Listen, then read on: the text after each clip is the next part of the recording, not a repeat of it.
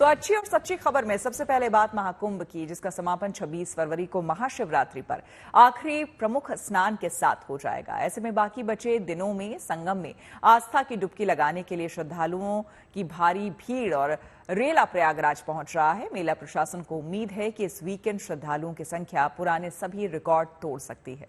लिहाजा crowd control करने के लिए प्रशासन की तरफ से कुछ कदम उठाए गए हैं ताकि महाकुंभ आने वाले श्रद्धालुओं को संगम स्नान के लिए परेशानी न उठानी पड़े।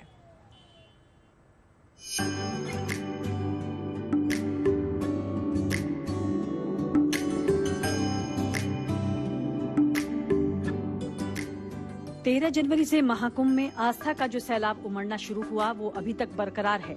आज 40वें दिन भी देश भर से श्रद्धालुओं के महाकुंभ पहुंचने का सिलसिला बदस्तूर जारी है। त्रिवेणी के तमाम घाट श्रद्धालुओं से भरे पड़े हैं और रास्तों पर भी लोगों का रेला दिखाई पड़ रहा है। कोई परिवार संग संगम स्नान के लिए पहुंचा है, कोई दोस्त और रिश्तेदारों के साथ महाकुंभ पहुंचा हुआ है और कोई परिवार को बगैर बताए ही महाकुंभ आया है। ऐसी ही 4 बहनें गुड न्यूज टुडे की टीम को मिली, जो अपने परिजनों को बगैर बताए दिल्ली से प्रयागराज पहुंची हैं संगम स्नान के लिए। संगम में स्नान करने की ललक होड़ ऐसी है कि लोग किलोमीटर पैदल चल रहे हैं, कोई नंगे पैर चल रहा है, कोई अपने बूढ़े माँ बाप को लेकर आ रहा है। लेकिन क्या कोई घर से भाग करके भी संगम स्नान करने आ रहा है? हमारे साथ ये 4 बहनें हैं, ये दिल्ली से घर से भाग करके संगम स्नान करके आई हैं। घर से भाग करके हम इसलिए कह रहे हैं क्योंकि ये लोग बिना माँ बाप के अपने खुद अकेले ही चल रही हैं। आप सब लोग चारों बहनें हैं? हाँ जी, हम सिस्टर्स हैं। कौन है साथ में? कोई भी नहीं, हम अकेले आए। हम बहने हैं। हाँ, घर से चल लिए भाग के? बस निकल गए।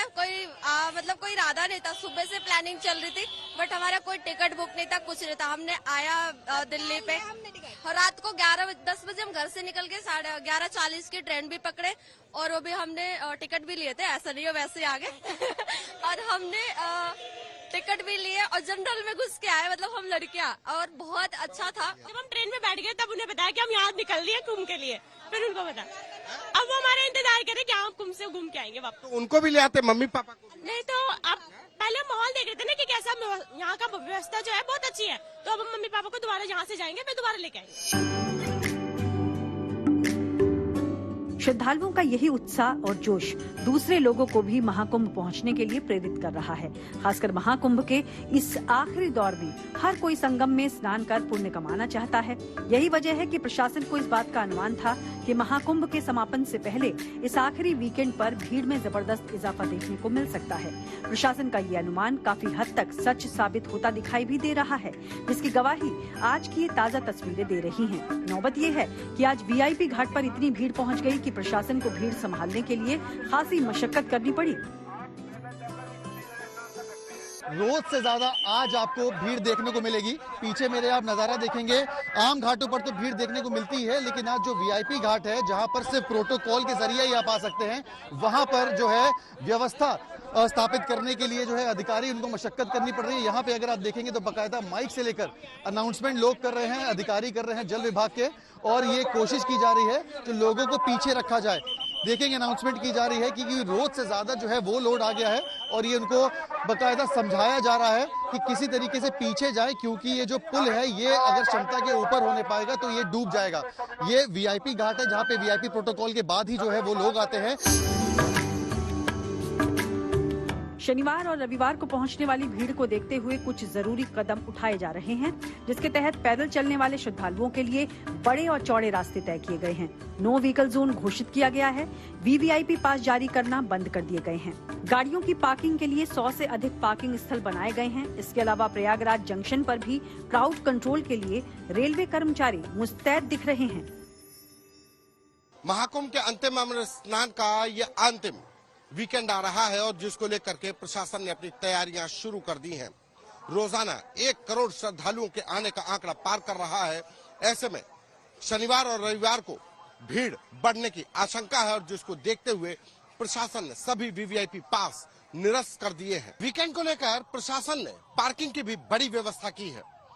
प्रयागराज शहर से लेकर कुंभ मेला क्षेत्र में करीब 5 लाख गाड़ियों के पार्किंग की जगह बनाई गई है और ये एक ऐसी ही पार्किंग है जहां पर बाहर से आने वाली गाड़ियों को पार्क किया गया है। चाहे वो इसी तरीके से बेला कछार की पार्किंग है, फाफामऊ लखनऊ साइड से आने वाली गाड़ियों के लिए पार्किंग है, नेहरू पार्किंग है, कानपुर साइड से जो आएगा, झूसी वाराणसी से जो आएगा उसके लिए अंधावा की पार्किंग है, एमपी मध्य प्रदेश से आने वालों के लिए नैनी की पार्किंग रखी गई है। यानी कुल 102 पार्किंग स्थल इसी तरीके से गाड़ियों के लिए बनाए गए हैं। मेला प्रशासन की तैयारियों में कोई कोर कसर बाकी न रह जाए, इसे देखने के लिए मुख्य सचिव मनोज कुमार और डीजीपी प्रशांत कुमार आज फिर प्रयागराज पहुंचे, जहां दोनों ही आला अफसरों ने न सिर्फ बोट पर सवार होकर घाटों का जायजा लिया, बल्कि अधिकारियों से भी तैयारियों पर बात की। वीकेंड की भीड़ देखते हुए प्रशासन ने बड़े स्टेप्स लेते हुए प्रदेश के टॉप अधिकारियों को ग्राउंड पर भेजा है ताकि सिचुएशन का जायजा लेने पाए। पीछे अगर आप मेरे देखेंगे विजुअल्स में तो उत्तर प्रदेश के top corp Prashant Kumar DGP और साथ में चीफ सेक्रेटरी, उसके साथ जोन के सभी वरिष्ठ अधिकारी हैं जो यहां पर मौके पे मौजूद हैं। वो मुख्यमंत्री योगी आदित्यनाथ ने सभी अधिकारियों को ग्राउंड पर जाकर सिचुएशन का जायजा लेने को कहा था। यहां अगर आप देखेंगे तो पीछे मेरे भारी क्राउड है और यहां पर जो चीफ सेक्रेटरी हैं आपको दिखेंगे सिचुएशन का जायजा लेते हुए। सिक्योरिटी अरेंजमेंट्स किस तरीके से रहेंगी, संगम नदी की सफाई किस तरीके से रहेगी, इसको जायजा लेने के लिए टॉप अधिकारी जो है वो मौके पर मौजूद है।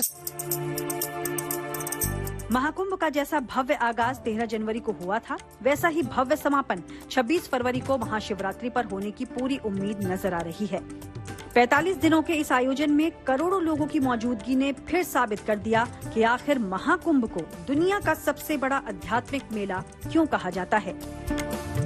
प्रयागराज से संतोष कुमार, सिमर चावला और आनंद राज के साथ bureau report, good news today. वैसे आपको बता दें कि महाकुंभ का ये उत्सव सिर्फ प्रयागराज की धरती तक ही सीमित नहीं है, बल्कि उत्तर प्रदेश की जेलों में भी महाकुंभ को लेकर उत्साह और उल्लास देखने को मिल रहा है। दरअसल मुख्यमंत्री के आदेश पर प्रयागराज से त्रिवेणी का पवित्र जल राज्य की जेलों में लाया जा रहा है और फिर इस जल को किसी आर्टिफिशियल तालाब या फिर पानी के टैंक में मिलाया जा रहा है ताकि जेलों में बंद कैदियों को भी पवित्र जल से स्नान का लाभ मिल सके। प्रदेश की 6 जेलों से आई इन तस्वीरों में राज्य सरकार के इसी आदेश को अमल में लाते हुए देखा जा सकता है। मथुरा से लेकर मेरठ तक, फतेहपुर से लेकर वाराणसी तक, देवरिया से लेकर अयोध्या तक पवित्र जल से स्नान का लाभ पाकर कैदी भी काफी खुश है और वो प्रदेश सरकार की इस पहल की तारीफ भी कर रहे हैं।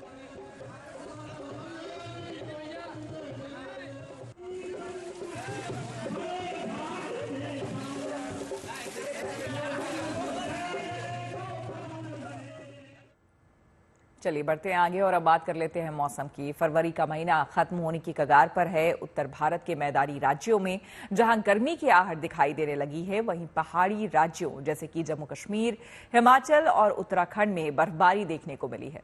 मौसम विभाग का कहना है कि वेस्टर्न डिस्टर्बेंस की वजह से पूरे वेस्टर्न हिमालयन रीजन में ये बर्फबारी हुई है, लेकिन आज वो वेस्टर्न डिस्टर्बेंस आगे बढ़ गया है। पहाड़ों पर हुई ये बर्फबारी किसानों के लिए संजीवनी बनकर आई है।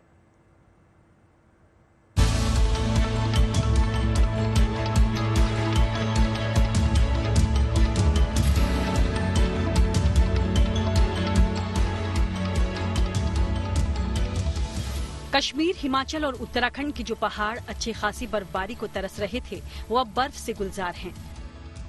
पहाड़ों पर ये बर्फबारी वेस्टर्न डिस्टर्बेंस की वजह से हुई है, जिसके चलते बीते कुछ दिनों में पूरे वेस्टर्न हिमालयन रीजन में अच्छी खासी बर्फबारी देखने को मिली है, जिसकी गवाही ये तस्वीरें दे रही हैं। पहाड़ों से लेकर पेड़ों तक, सड़कों से लेकर गाड़ियों तक और मकानों से लेकर दुकानों तक पर बर्फ का कब्जा है। हालांकि इस बर्फबारी से आम जनजीवन प्रभावित हुआ, लेकिन घूमने फिरने के शौकीनों और किसानों के चेहरे कुदरत की इस खूबसूरत कारीगरी को देख खिल उठे हैं। बरसात होते होते फिर एकदम मौसम ने रुख बदला और मैं समझता हूँ ये नई बर्फ बरसी है, इस साल नई स्नोफॉल है और ये अल्लाह ताला का एक एहसान अजीम है हम लोगों पर कि जहाँ कई महीनों से पानी की किल्लत हद से ज़्यादा की, एक तो इससे वो दूर हो सकती है इंशाअल्लाह, उम्मीद है। ये कम से कम 2 माह से हमारे यहाँ पर जो है वो बर्फबारी का सिलसिला जो है वो शुरू नहीं था। अब शुक्र है ऊपर वाले का, क्योंकि यहाँ पर हमारे काफ़ी चश्मों पर पानी भी सूख गया था और ये जो सफ़ेदी ऊपर वाले की तरफ से हमारे लोगों के लिए एक तोहफा होता है। ये भी 2 महीने के बाद जो है फ्रेश स्नोफॉल यहाँ पर पड़ी है। इसी के साथ साथ काफ़ी शदीद की सर्दी भी जो है हमारे इन इलाकों में, चाहे वो मंडी का हो, सावजियाँ का हो, लोरन का हो, उसके बाद जितने भी इलाके हैं उनमें वापस जो है वो शदीद की सर्दी जो है वो वापस से एक दफ़ा उसने आगाज़ किया है। दरअसल सर्दी के पूरे सीजन में उम्मीद से काफी कम बर्फबारी तीनों ही राज्यों में देखने को मिली है, जिसका असर खेती, बागवानी, पानी के स्रोतों और पर्यटन कारोबार पर देखने को मिला है। लेकिन फरवरी के खत्म होते होते मौसम के रुख में बदलाव आया, जिसके कारण न सिर्फ मैदानी इलाकों में बारिश हुई बल्कि बर्फबारी ने भी पहाड़ों की खोई हुई रौनक लौटा दी। शायद ही इससे पहले कभी यहाँ के स्थानीय लोगों ने इतनी शिद्दत से बर्फ का इंतजार किया हो। उसकी कई सारी वजहें हैं। एक ये भी कि ये जो सर्दी का मौसम चला है इसमें बहुत कम बर्फबारी हुई है। पिछले सारे रिकॉर्ड टूटे हैं और इतनी कम बर्फबारी की पानी की कमी होने लगी है, जो इससे पहले हमने कभी भी इस मौसम में नहीं देखा है। जो पानी के स्रोत हैं, चाहे स्प्रिंग्स की बात करें, वो भी सूखते जा रहे हैं और यहाँ इसको लेके काफी चिंता जताई जा रही थी। एक्सपर्ट्स भी बात कर रहे थे, लेकिन अब बर्फबारी हुई है। हालांकि अभी भी जिसको आप कहेंगे बम्पर स्नोफॉल स्पेल का इंतजार है, लेकिन जो भी बर्फ होती है उसको दोनों हाथों से जो है यहाँ के लोग वेलकम कर रहे हैं। कश्मीर की तरह ही हिमाचल और उत्तराखंड के भी ऊंचाई वाले क्षेत्रों में बर्फबारी से लोग काफी खुश हैं। लाहौल स्पीति से लेकर शिमला और धर्मशाला तक, उधर उत्तरकाशी से लेकर चमोली और टिहरी तक बर्फ की सफेदी छाई हुई है। ये तस्वीरें उत्तरकाशी से हैं, जहां इतनी बर्फबारी हुई कि रास्तों पर गाड़ियों का चलना दूभर हो गया। जगह जगह रास्ते में गाड़ियां फंसी हुई दिखाई दी। लोगों की परेशानी को देखते हुए फौरन सड़कों से बर्फ हटाने का काम शुरू किया गया, ताकि आवाजाही को बहाल किया जा सके। यहाँ पर जो है कल रात को काफी ज्यादा बर्फबारी हुई, काफी ज्यादा हिमपात हुआ, तो लगभग 1.5 फीट बर्फ यहाँ पर गिर गई थी और रात को लाइट भी चली गई थी। और ये जो बर्फ गिरी है ये बागवानी के लिए बहुत अच्छा है। सेब के पेड़ों के लिए बहुत अच्छी बर्फ है और इससे जो है काफी सेब के पेड़ों को मदद मिलेगी, आगे फसल के लिए बहुत अच्छा है। पहाड़ों पर बर्फबारी हुई तो इसका सीधा असर मैदानी राज्यों के तापमान में भी देखने को मिल रहा है। मौसम विभाग का अनुमान है कि जल्द ही एक और वेस्टर्न डिस्टर्बेंस एक्टिव होने वाला है, जिसके चलते पहाड़ों पर फिर से बारिश के साथ बर्फबारी भी देखने को मिल सकती है। नॉर्थ वेस्टर्ली विंड जब आती हैं तो टेम्परेचर्स में गिरावट आती है। तो अब हमारा यही है, जो सुबह के टेम्परेचर्स हैं वो सामान्य से जो टेम्परेचर अभी प्रिवेल कर रहे हैं 2 से 3 डिग्री गिर सकते हैं। और अगर आप दिन के टेम्परेचर्स की बात करें, क्योंकि दिन क्लियर रहेगा तो टेम्परेचर्स बढ़ जाएंगे। लेकिन इसके बाद फिर एक 25 से एक एक्टिव वेस्टर्न डिस्टर्बेंस आ रहा है। उसके प्रभाव से हमारा अनुमान जो है 25, 26 और 27 को हिमालय में काफ़ी ज़्यादा एक्टिविटी रहेगी, रेनफॉल स्नोफॉल एक्टिविटी रहेगी। उसके साथ ही हैवी रेनफॉल और स्नोफॉल भी जम्मू कश्मीर में 25, 26, 27 को रह सकता है। हिमाचल में भी 26 और 27 को हैवी रेनफॉल और स्नोफॉल रह सकता है। और उत्तराखंड के लिए हमने 27 के लिए हैवी रेनफॉल स्नोफॉल वार्निंग दे रखा है। अगर मौसम विभाग का ये अनुमान 25 फरवरी से सच साबित हुआ तो बर्फ की कमी झेल रहे ग्लेशियर्स के लिए ये किसी संजीवनी से कम नहीं होगा। श्रीनगर से मीर फरीद और अशरफ पानी, उत्तरकाशी से ओंकार बहुगुणा, चमोली से कमल नयन सिलोड़ी और दिल्ली से मनीषा लड्डा के साथ bureau report, good news today. और चलिए अब बात कर लेते हैं अयोध्या में हो रही धन वर्षा की। 13 जनवरी से संगम नगरी में चल रहे महाकुंभ की वजह से अयोध्या में आस्था और अर्थव्यवस्था का संगम हो रहा है। रामनगरी में महाकुंभ का आर्थिक महोत्सव चल रहा है। प्रयागराज में आस्था की डुबकी लगाने के बाद लोग अयोध्या का रुख कर रहे हैं, जिसकी वजह से तीर्थयात्रियों की तादाद में भारी इजाफा हो रहा है। प्रयागराज से करीब 150 किलोमीटर दूर अयोध्या में पर्यटन, होटल, होम स्टे, पूजा सामग्री, धार्मिक वस्त्र, खाद्य और पेय पदार्थ उद्योग से जुड़े लोगों की तिजोरी भर रही है। श्री राम मंदिर में भी जबरदस्त चढ़ावा चल रहा है, जिसका इस्तेमाल राम मंदिर निर्माण के लिए किया जा रहा है।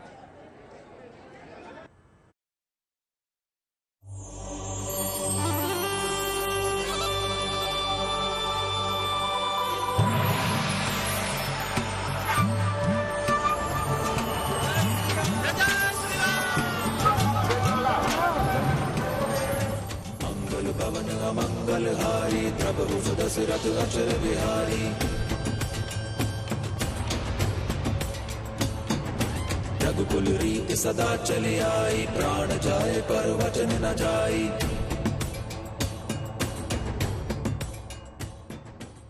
13 जनवरी से चल रहे महाकुंभ की वजह से अद्भुत और अविस्मरणीय भगवान राम की नगरी अयोध्या में आस्था और अर्थव्यवस्था का संगम हो रहा है।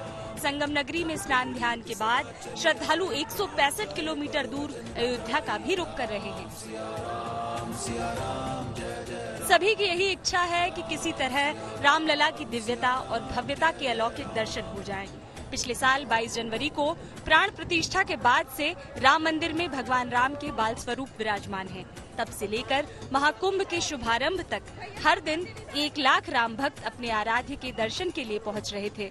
हालांकि इस साल 13 जनवरी के बाद दर्शन करने के लिए भगवान राम की नगरी आने वालों की संख्या लाखों में पहुंच गई है। अब हर दिन 10 लाख से ज्यादा लोग रामलला के दर्शन कर रहे हैं। लता मंगेशकर चौक से लेकर राम मंदिर गेट तक लाइन लगी है। महाकुंभ के बाद अयोध्या का महाकुंभ जारी है।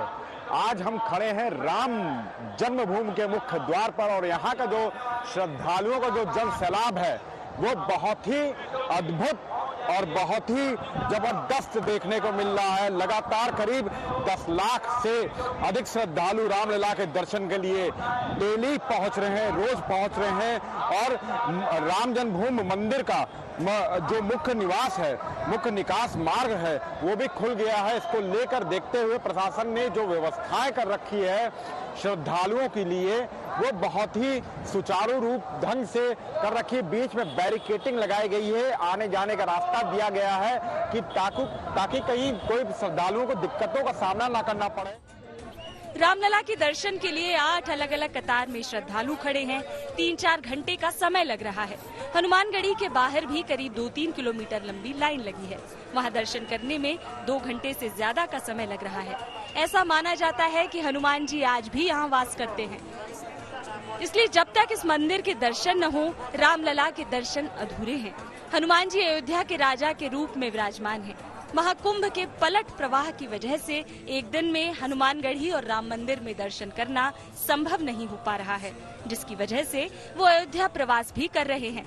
जिसकी वजह से इन दिनों अयोध्या में होटल, रेस्टोरेंट और होम स्टे का कारोबार भी खूब फल फूल रहा है। देश के कोने कोने से आने वाले लोगों की वजह से इस कारोबार से जुड़े व्यवसायियों की खूब कमाई हो रही है। यहाँ पे विभिन्न प्रकार के होटल्स हैं, धर्मशालाएं हैं, टेंट सिटी है और अलग अलग प्रकार की व्यवस्थाएं, होम स्टे की भी व्यवस्था की गई जिससे लोकल लोगों को रोजगार मिल रहा है।